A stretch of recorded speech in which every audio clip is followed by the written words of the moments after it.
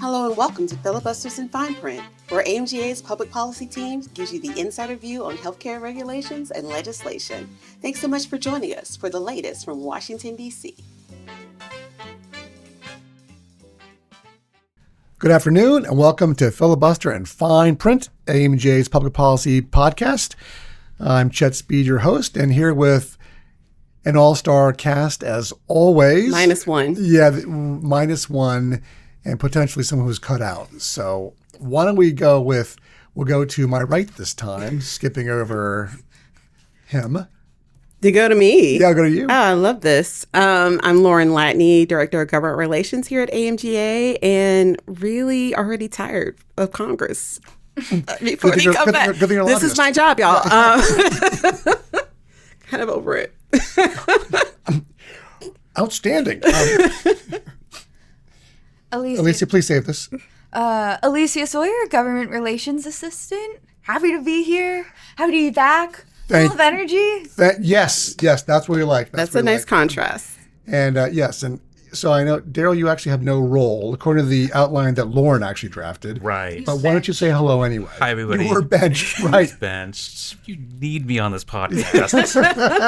It's his podcast. It is his podcast. That's right. We were going to rename the whole thing. Hi, everybody. Daryl Drevna, Senior Director of Regulatory Affairs. And, I'll be in the room lurking. Yes. You have no role, right. But we'll see what we can do. We'll try to get you in there.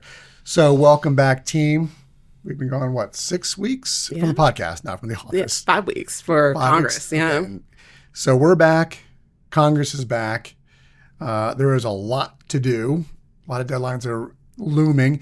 But before we get to Congress, one question, what is your favorite summer activity? We'll start with Ms. Sawyer, because she's actually energetic and enthusiastic.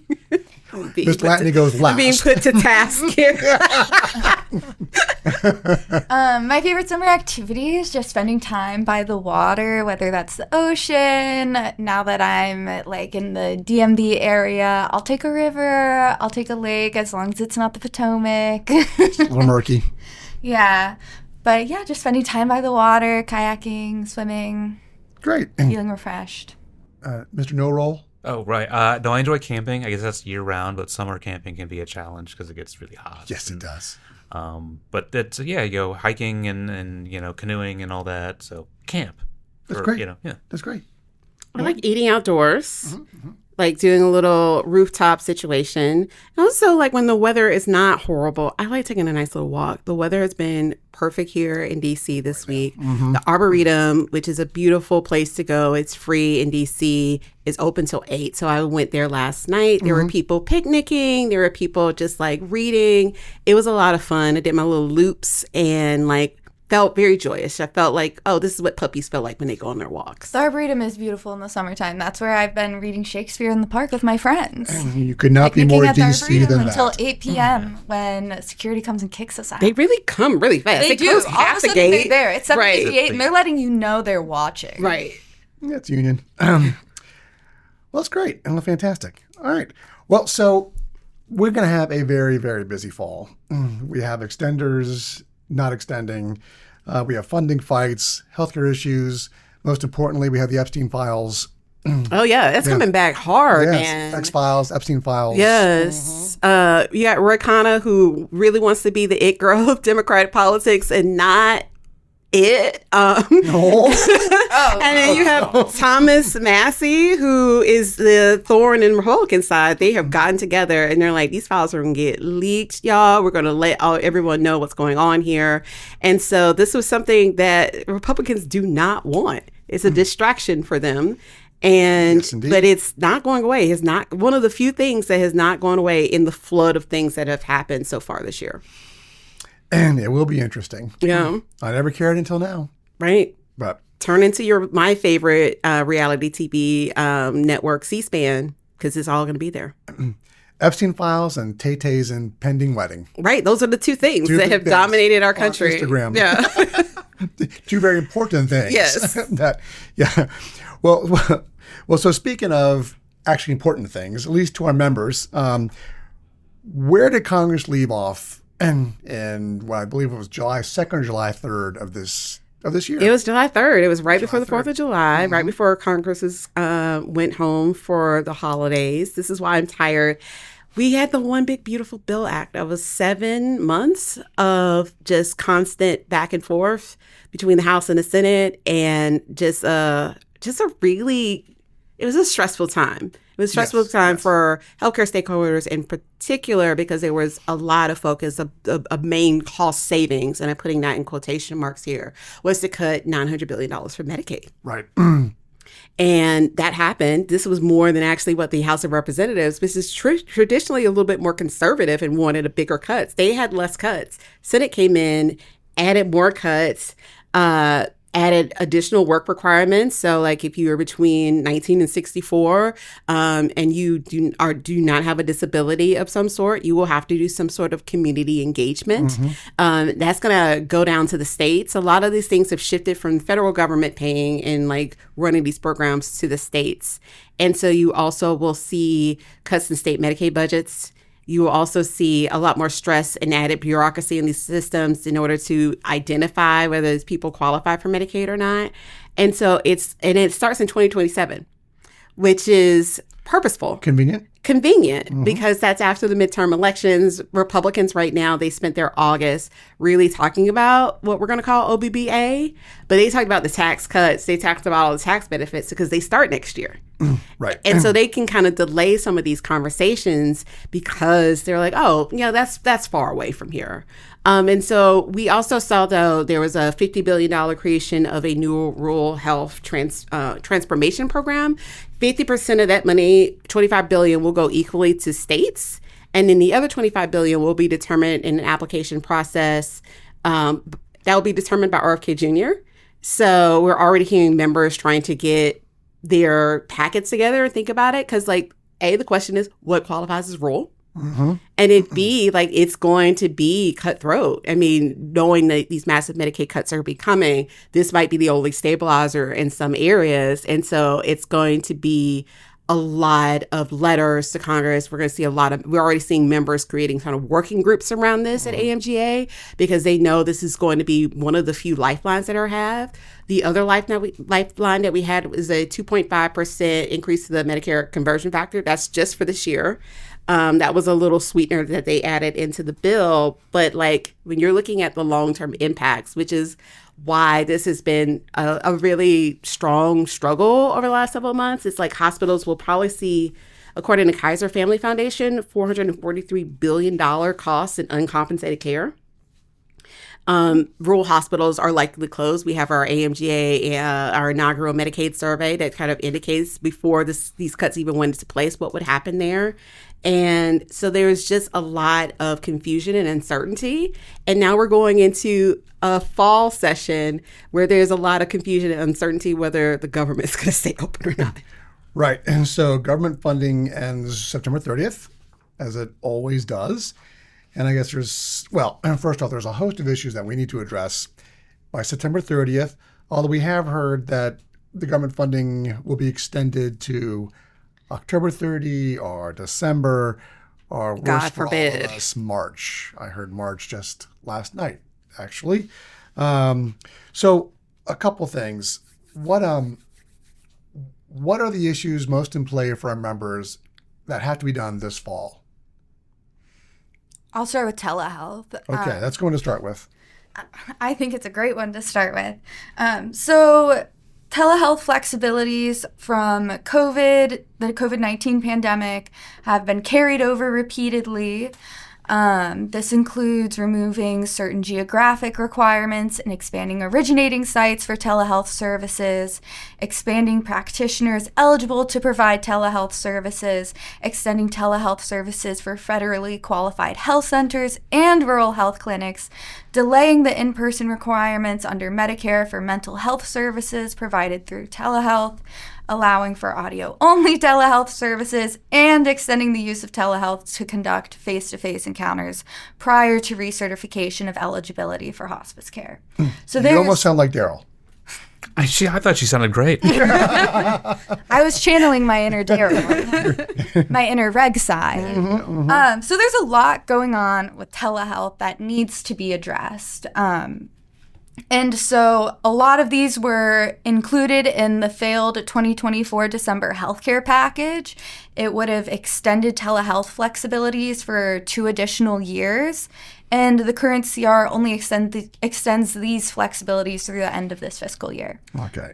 So we definitely have to get that extended. The members rely on telehealth services as well as our patients. That's a must do. Yeah. Lauren? They've also been active in the Hospital at Home program. This is a program that allows hospitals to deliver inpatient level care in the patient's homes. This is the future of healthcare. This is what people are we have so many of our members that are participating in these models.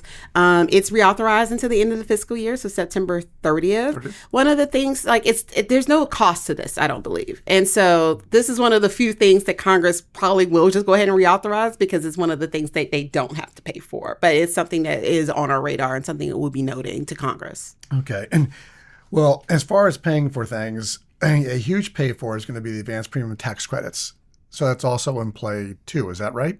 Yes, so those were first passed in 2021 as part of the American Rescue Plan Act and were originally just set to last for 2 years. And then as part of the Inflation Reduction Act, Congress passed a 3-year extension, which gets us to where we are now, where they're set to expire at the end of 2025. Okay. Sorry, did I interrupt? I did. I can say more. My apologies, please, if you like to say more. Oh, yeah. I've got more to say. Okay.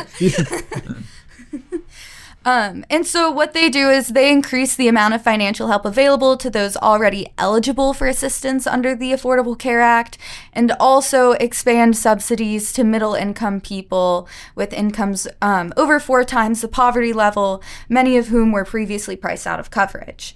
And so unless the tax credits are extended, enrollees receiving premium tax credits will experience about, on average, a 75% increase to their out-of-pocket premium payments. Too much. Yeah, and CBO estimates that failing to extend would drop an estimated 22.8 million people in 2025 to 18.9 million the following year and 15.4 million in 2030. And this is something that's been brought up with our members recently. Yeah. Of just the fear of if these tax credits go away, I think on average, some of the families, if they were paying $100 or $150 for a low level ACA plan, that could go up to $400 in a time where groceries are $900 to get. And so it is something that is bipartisan. It seems Republicans understand that OBBA is not popular in terms of their health care provisions. And so I think they kind of want to save this and be we helped with ACA. Whether that actually will go forth, we'll see. But I don't think they want to be completely naysayers about extending this tax credit. Yeah, I think some election consultant did say if they didn't extend that they being Republicans, they would actually lose the House in 26. I believe that was a conclusion from one of the election folks. All right, well that's interesting. And I know that's one of AMGA's priorities. And I know that's something that Lauren and Alicia and Jamie will be working on. Yeah, I'm actually really excited about this. I started out as a Debbie Downer on this podcast. No, you. This is your podcast. But there's Daryl's podcast. It's Daryl. Thank you, Daryl, for allowing me to speak. Guest hosting. Thank you so much. But it is something that you're thinking about in terms of access to care. This is something that's incredibly important, not only to patients who are the people who are using these tax credits, but the hospital systems who really want to provide this care and don't want to write off uncompensated care. They really want people to be covered as well. Okay. Agreed. That'll be one of our big things. Lesser known, but still important, Gypsy. It helps prevent Medicare physician payment cuts in low-cost geographic areas. So they established a floor for the work component for the physician fee schedule. The current CR extends the 1.0 work geographic cost index, which is used to sort of calculate payments for the Medicare fee schedule. This actually is really supportive for rural provider payment and stability. And so it would be even riskier and more detrimental to these rural hospitals if Gypsy is not extended. All right. All right, now back to money. Actually, the next 2 things will be money. So, Alicia, dish payment delay is also on the table. That is, the current CR extends the dish payment delay through the end of fiscal year 2025.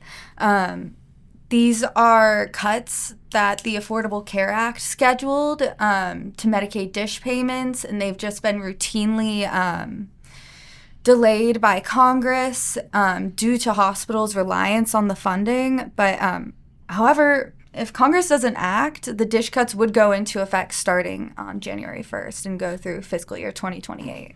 Yeah, the idea was that you wouldn't need DISH because people were getting insurance through the Affordable Care Act, but there's still this population of uninsured folks who still need DISH, so it hasn't worked out entirely as planned. And I believe it's $8 billion a year, so that's a big hit for our members that need the DISH payments. So that's another AMJ priority. Is tax credits, DISH payment delay, Gypsies, telehealth, gypsies. And then one more. Is that right? Is that a little known provision. It's sad that Jamie is not here. This is one of his favorite things. He loves PAYGO. He worries about it. He thinks about it a lot. He does. So, statutory pay-as-you-go is something that triggers an automatic spending cut if the deficit is increased by a certain rate that is determined by the Office of Management and Budget. This came out of sort of like a conversation that happened a little over a decade ago, where Congress is like, we need to cut spending. We're going to do this. We're going to force ourselves. If we don't cut the deficit, we will allow these across the board cuts. And every year they actually end up failing on what their initial goal is. But one of the things they constantly do is waive PAYGO. Talk about a big trigger to the deficit. We're looking at over $1 trillion of deficit spending under the One Big Beautiful Bill Act. So that triggered PAYGO. And so, a lot of people sort of wave PAYGO off. Like, Congress always does this. Congress always does this. They'll waive it. Congress has stopped doing things that it always does in a lot of ways. They are taking bolder policy stances. And right now, there's not a lot of constituent fallback on it. And so if these cuts go into place, you're looking at a 4% cut to Medicare reimbursement on top of the already cuts that Medicare has experienced over the last since its existence. And so this is a really big deal. We are always going to highlight PAYGO. Jamie's always going to talk about PAYGO because we don't want Congress to forget this. Even if they might laugh it off, it's sort of like, well, we want to remind you anyway, because this is very important. And these cuts go through on top of all the other things that are happening in healthcare. That's scary. And very true. That's a 4% cut to all of Medicare, Part A, B, C, and D, not just B or a smaller section, but everything gets cut 4%. So I'm glad you and Jamie and Alicia are on top of the PAYGO issue because, not always talked about, but it's in play. Yeah, it's like $36 billion. Indeed. Okay, so just a couple questions. I have a couple questions for everybody, actually. So can Congress get a funding bill passed this year? I'm just going to list these questions. Okay. And could there be an extension of government funding until March? And where does the president fit in all this? And how does this play in the upcoming midterm elections? We could talk an hour on that alone. Yeah. I think Congress will have to have a funding bill passed. I think people are already kind of upset with Democrats. Senate side, Schumer is talking to leadership over there and talking about, what are we going to do on this? Because if the government shuts down, I don't think it's opening back up. Yeah. You're already dealing with massive cuts to government administration, all of that. If it shuts down, there's going to be a lot of garbage that's going to be sort of hanging around DC in terms of national parks closing down. So there is very much an effort and a realization that if they don't get this right, this might be the end for a while. President Trump does play a role in a lot of this. He is feeling the heat on a lot of things. And so right now we have some really nice National Guards people that are collecting, recycling, and picking up trash in DC. I saw that they were collecting trash on the National Mall, helping with some of the landscaping. There was a really nice picture of them in front of Krispy Kreme. It looked almost like a Rembrandt painting. They're talking to veterans. Yes. Metro. Yes, by your Metro. They say hello to me. That's great. Yeah. I'll pull that store. So, we don't know what President Trump's going to do in addition to this to kind of take the heat off him on a lot of things. He has not really commented about keeping the government open right now. He hasn't talked, but it will come up. He is the ultimate lobbyist and steering Republicans his way. Could I see him saying, I'll do this if you do this for me? Of course, that's he's a businessman. He negotiates. So I think it's still very much up there about how he's going to do it. But I am afraid they're going to extend the CR to March. That seems something they like to do now. Hopefully not. And midterms, thoughts? Does this impact the midterms at all? I think it depends on if the government stays open or not. Yeah. I think it depends on the funding bill and the type of funding bill that's passed this year. Like, if it's just another CR, I think that'll have an impact. But yeah, Mike Johnson, some of his people who are always sort of coming out not in favor of some of the things he said, they're running to be attorney generals now. Oh, right. So Yes. he might have a little bit more wiggle room than he's had in the past. Interesting. Well, we're a little over 20 minutes. I know that was a robust discussion. And I thought we were going to be at 12. Right. Yeah, so my guy is giving us the sign off sign. So thank you for the discussion. Appreciate it. So glad that we're all back on this podcast. And thank you all for listening. And everyone have a good day. Thanks for joining us for Filibusters and Fine Print. This podcast was brought to you by AMGA. For more information about AMGA's advocacy efforts, visit amga.org/advocacy.